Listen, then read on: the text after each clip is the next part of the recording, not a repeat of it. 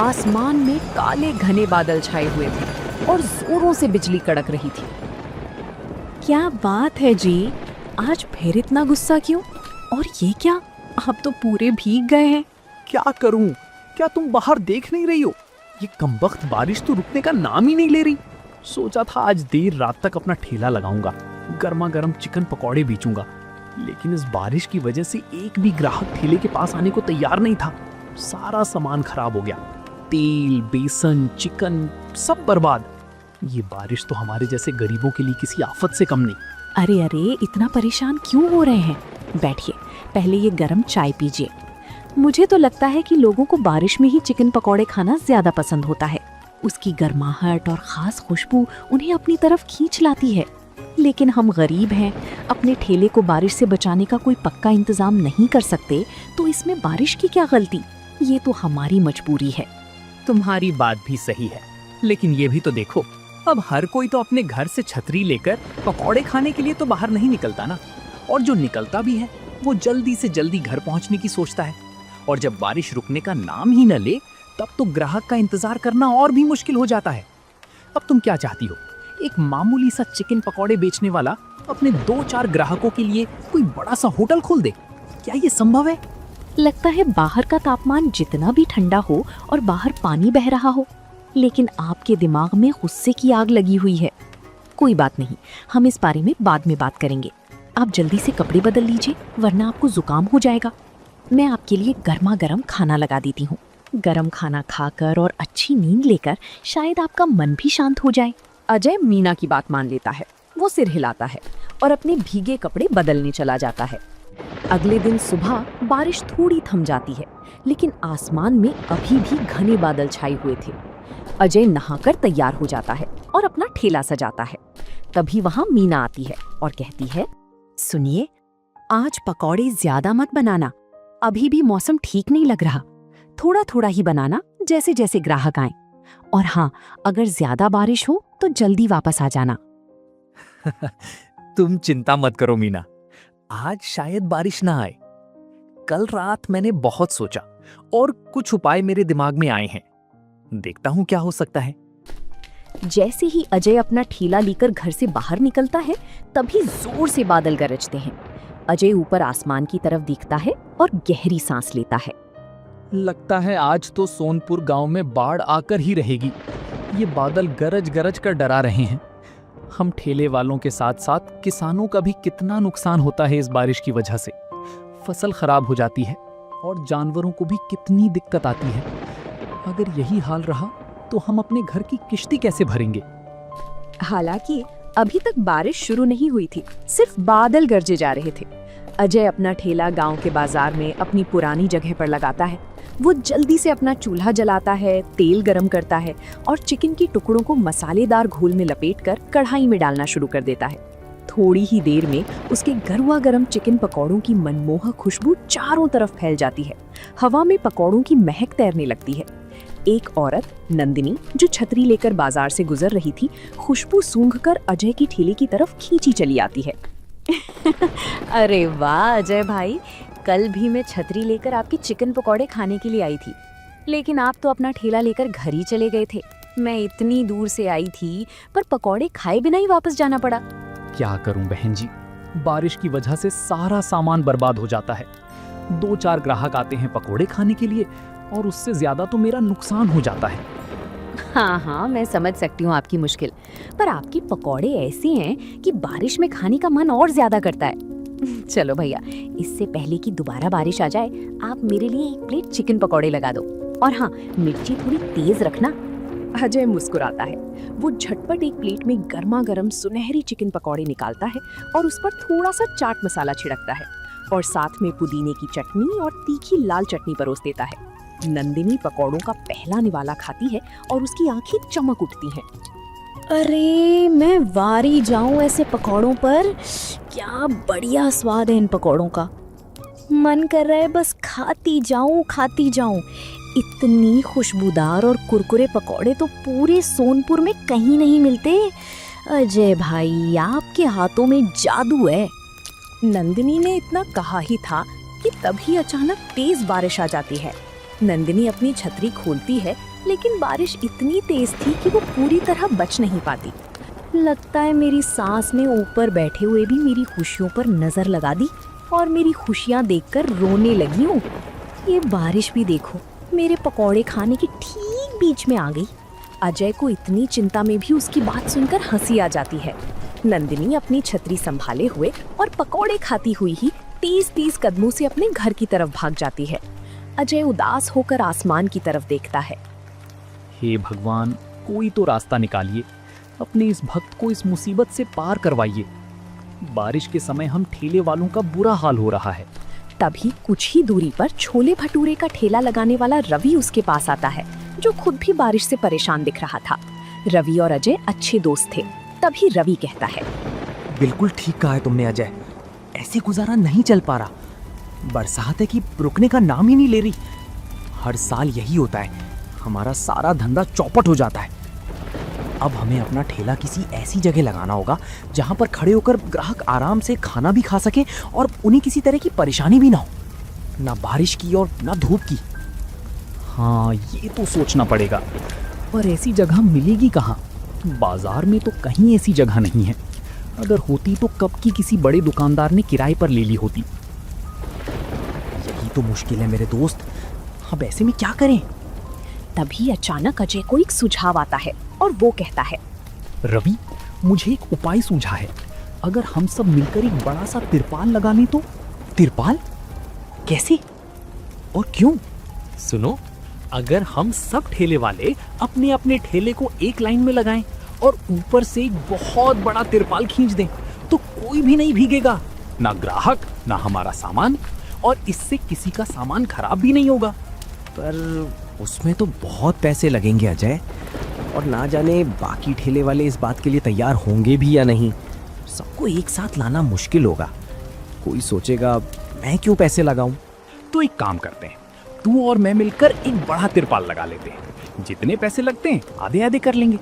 बाकी अगर लोगों को लगेगा कि इससे फायदा हो रहा है तो वे अपने आप ही हमारे साथ आते जाएंगे। हमें देखकर उन्हें भी प्रेरणा मिलेगी। और अगर नहीं भी आते तो कम से कम हम दोनों का तो काम चलेगा। क्या कहते हो? बात तो तुम्हारी सही है। अगर हम दोनों मिलकर शुरुआत करें तो शायद बाकी भी जुड़ें। ठीक है, मुझे मंजूर है। चलो पता करते हैं कि सबसे बड़ा और मजबूत तिरपाल कहाँ मिलेगा और कितने का मिलेगा। अगले दिन सुबह बारिश हल्की थी। अजय और रवि मिलकर बाजार से तिरपाल खरीद कर लाते हैं। शाम को उन्होंने गांव के बाजार से थोड़ा हटकर एक ऐसी जगह ढूंढी जहां आसपास कोई पक्की दुकान नहीं थी। रात भर मेहनत करके बांस के खंभों और मजबूत रस्सियों की मदद से उन्होंने उस बड़े तिरपाल को अपने अपने ठेले को जोड़कर लगा लिया, जिसके नीचे उनके दोनों ठेले आसानी से आ गए। अगले दिन सुबह जब अजय और रवि अपना ठेला इस नए ठिकाने पर लगाते हैं तो थोड़ी देर में ही बारिश शुरू हो जाती है। लेकिन इस बार वे और उनके ठेले सूखे थे। उनके नीचे एक छोटी सी जगह बन गई थी जहां ग्राहक भी खड़े होकर आराम से खाना खा सकते थे। तभी अजय के ठेले पर एक ग्राहक आता है और कहता है, अरे वाह भाई, ये तुमने बहुत अच्छा काम किया है। अब कम से कम जो तुम्हारे पकौड़े खाने के लिए आएगा वो भीगेगा तो नहीं, और मुझे भी अब भागना नहीं पड़ेगा। मैं तो इसी बात से परेशान था कि बारिश में पकौड़े कैसे खाऊं। तभी लगाया है भाई, ताकि आप लोगों को परेशानी ना हो, वरना मेरे पकौड़े भी खराब होते थे और आप लोगों को भी बारिश में खाना मुश्किल हो जाता था। अब आप आराम से पकौड़े का मजा ले सकते हैं। ग्राहक मुस्कुराता है और आराम से पकौड़े खाता है, धीरे धीरे। जब बाकी के ठेले वाले देखते हैं कि अजय और रवि का काम लगातार चल रहा है और उनके पास ग्राहक भी आ रहे हैं, तो वे परेशान होने लगते हैं। उनके ठेले पर बारिश की वजह से सन्नाटा पसरा हुआ था, जबकि अजय और रवि के पास चहल पहल थी। कुछ दिनों तक यही सिलसिला चलता रहा। तभी एक दिन आसमान में अचानक काले बादल छा गए। हवा तेज चलने लगी और देखते ही देखते एक बहुत तेज आंधी आ गई। आंधी इतनी तेज थी कि अजय और रवि का लगाया हुआ तिरपाल जोर जोर से फड़फड़ाने लगा और फिर एक झटके में उड़ गया और बांस के खंभे भी टूटकर इधर उधर गिर गए। अजय भाई, जल्दी अपना ठेला समेटो और घर जाओ, वरना सब कुछ खराब हो जाएगा। ये आंधी तो बहुत तेज है, अगर कुछ उड़कर तुम्हें लग गया तो घायल हो जाओगी। जल्दी। अजय और रवि घबरा जाते हैं। वे किसी तरह अपने अपने ठेले को संभालते हैं और जितना सामान बच सकता था उसे समेटकर घर की तरफ निकल जाते हैं। रात को अजय को चिंता में नींद नहीं आती और वो बिस्तर पर करवटी बदलता रहता है। तभी मीना उसे देखती है। आखिर ऐसे कैसे काम चलेगा मीना? कभी बारिश की वजह से सामान खराब हो जाता है, कभी ग्राहक नहीं आते, और आज तो आंधी में मेरा ठेला और तिरपाल दोनों बर्बाद होते होते बचे। हमने इतनी मेहनत की थी, इतने पैसे लगाए थे, सब एक झटके में खत्म हो गया। आप हिम्मत मत हारो जी, हर मुश्किल के बाद कोई ना कोई हल निकलता ही है। आप बस भगवान पर भरोसा रखो, सुबह होने दो, फिर सोचेंगे। अजय मीना की बात तो सुनता है, पर उसकी चिंता कम नहीं होती। वो ऐसे ही चिंता में सुबह तक जागता रहता है। और अगली सुबह बारिश तो थमी हुई थी, लेकिन आसमान अभी भी काले बादलों से ढका हुआ था। अजय अपना ठेला लेकर जाने की तैयारी कर रहा था। तभी उसकी पत्नी मीना उसे रोकती है। अजी, ये आप क्या कर रहे हैं? जब आपको पता है कि कई दिनों से कितनी बारिश हो रही है और आंधी भी आई थी, तो ठेला लेकर जाने की क्या जरूरत है? कुछ दिन आराम कर लीजिए, आपकी सेहत पहले है। ठेला लेकर नहीं जाऊंगा तो घर की किस्त कैसे भरूंगा? घर में राशन कहां से आएगा? मैं ऐसे खाली नहीं बैठ सकता, कुछ ना कुछ तो करना ही होगा। अजय ये बोलता है और उसके बाद अपना ठेला लेकर चला जाता है। लेकिन आज भी कुछ दूर चलते ही तेज बारिश शुरू हो जाती है। अजय को कुछ भी समझ में नहीं आता कि वो कहाँ जाए, क्योंकि अब तो उसके पास तिरपाल भी नहीं था। वो इधर उधर देखता है। तभी उसे कुछ ही दूरी पर एक बहुत घना बरगद का पेड़ नजर आता है। वो पेड़ इतना विशाल था कि उसकी शाखाएं दूर दूर तक फैली हुई थीं और उसके पत्ते इतने घने थे कि उसके नीचे बारिश की एक बूंद भी नहीं गिर रही थी। अरे वाह, इस पेड़ के नीचे तो बिल्कुल भी बारिश का एहसास नहीं हो रहा। और ये पेड़ इतना घना है कि इसके नीचे कम से कम 10 लोग खड़े होकर आराम से पकौड़े खा सकते हैं। ये तो मेरे लिए भगवान का दिया हुआ वरदान है। अजय तुरंत अपना ठेला उस बरगद के पेड़ के नीचे लगाता है। पेड़ की घनी पत्तियों ने उसे और उसके ठेले को बारिश से पूरी तरह बचा लिया था। पहले 1-2 दिन तो उसके पास ग्राहक थोड़े कम आते हैं, क्योंकि ये बाजार से थोड़ी दूर था।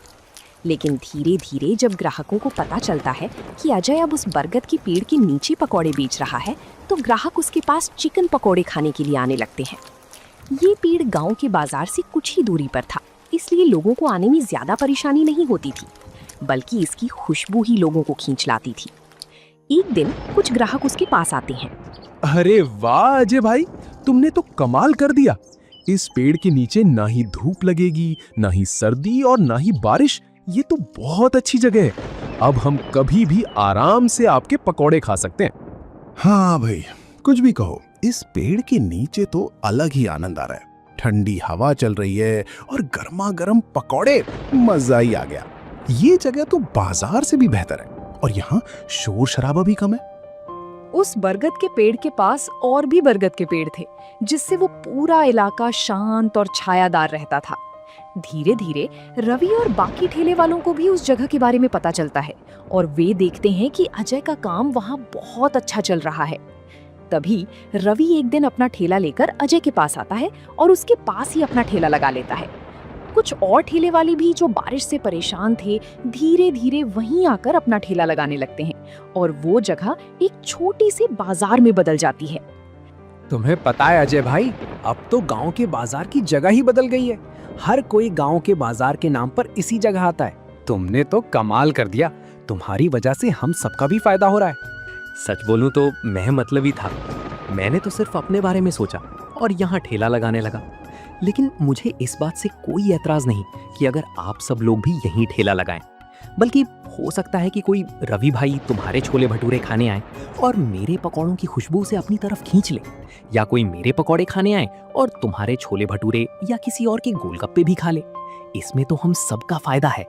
बात तो सही है, लेकिन हमें कोई ना कोई इंतजाम तो करना होगा। यहाँ पर लोग आ तो रहे हैं, लेकिन गंदगी ज्यादा कर रहे हैं। वहाँ पक्की सड़क थी तो लोग कूड़ा नहीं फेंकते थे, पर यहाँ तो लोग पेड़ के नीचे और आसपास बहुत कूड़ा फेंक रहे हैं। ये तो गलत है, इससे पेड़ पौधों को नुकसान होगा।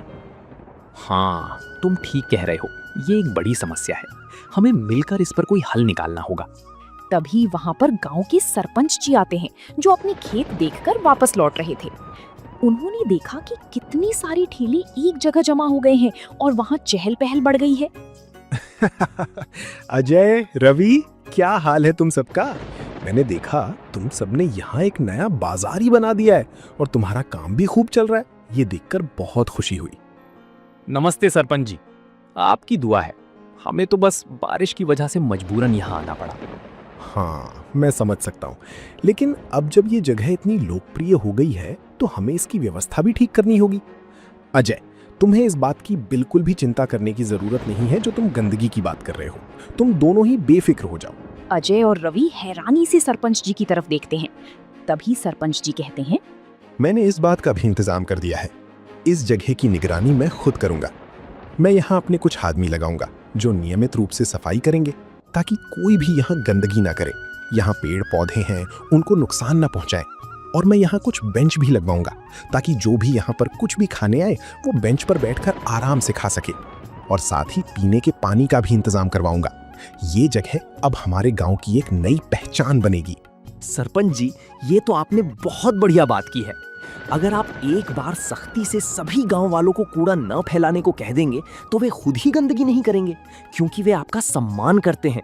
और बेंच और पानी की व्यवस्था तो सोने पर सुहागा है। सरपंच जी, आपने तो हमारी सारी मुश्किलें ही हल कर दी। आपका बहुत बहुत शुक्रिया। इस तरह बारिश में चिकन पकोड़े बेचने वाला अजय जहां पहले बारिश से चिढ़ा करता था, उसी बारिश ने उसकी पूरी जिंदगी को बदल कर रख दिया। अब वो बारिश से बिल्कुल परेशान नहीं होता था, क्योंकि उसके पास एक ऐसा समाधान था जिससे अब बारिश सिर्फ उसे फायदा कर सकती थी, कोई नुकसान नहीं। वो जान गया था कि हर मुश्किल अपने साथ कोई ना कोई अवसर भी लाती है, बस उसे पहचानने की जरूरत होती है। तो दोस्तों, आप लोगों को ये कहानी कैसी लगी कमेंट करके जरूर बताएं, और ऐसी कहानियों को देखने के लिए वीडियो को लाइक करें और चैनल को सब्सक्राइब करें।